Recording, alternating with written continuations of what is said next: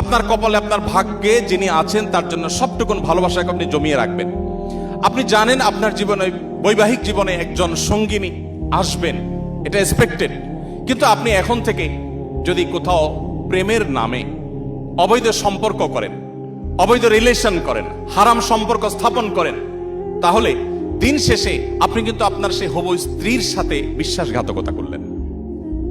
একজন নারী হিসাবে আপনি যদি কোনো ছেলের সাথে অবৈধ সম্পর্ক করেন জাস্ট সময় কাটানোর জন্য, জাস্ট টাইম পাস করার জন্য, তাহলে আপনি আপনার সে হবু স্বামীর সাথে বেঈমানি করলেন, আপনি তার সাথে বিশ্বাসঘাতকতা করলেন। গোটা পৃথিবী বলবে আপনার যৌবনকে আপনি এনজয় করেন, আপনি যৌবনের উচ্ছলতায় হারিয়ে যান, আপনি ভোগ করেন। ইসলাম আপনাকে বলবে আপনি কন্ট্রোল করেন, আপনি নিজেকে নিয়ন্ত্রণ করেন, তারুণ্যে যেন কালিমা না লাগে।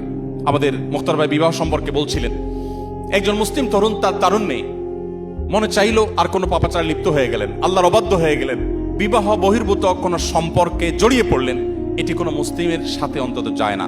একজন মুসলিম তরুণ এতটা ঢিলা হওয়া উচিত না। যেখানে খুশি সেখানে তিনি কাত হয়ে গেলেন, সেখানে তিনি এঙ্গেজ হয়ে গেলেন, নত হয়ে গেলেন, এটা মুসলিম তরুণের সাথে অন্তত যায় না। বিশেষ করে কোনো মানুষ বিবাহিত লাইফে থাকলে, তিনি যুগলবন্দি জীবনে থাকলে অন্য কারোর সাথে সম্পর্ক রাখাটাকে গোটা পৃথিবীর সকল সমাজ খারাপ মনে করে।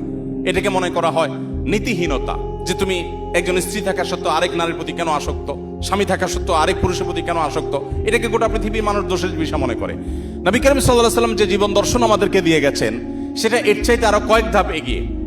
সেটা হলো আল্লাহ আপনাকে যে তারুণ্য দিয়েছেন, এ তারুণ্যের সবটুকুন ভালোবাসা আপনি জমিয়ে রাখবেন আপনার সে জীবন সঙ্গিনীর জন্য।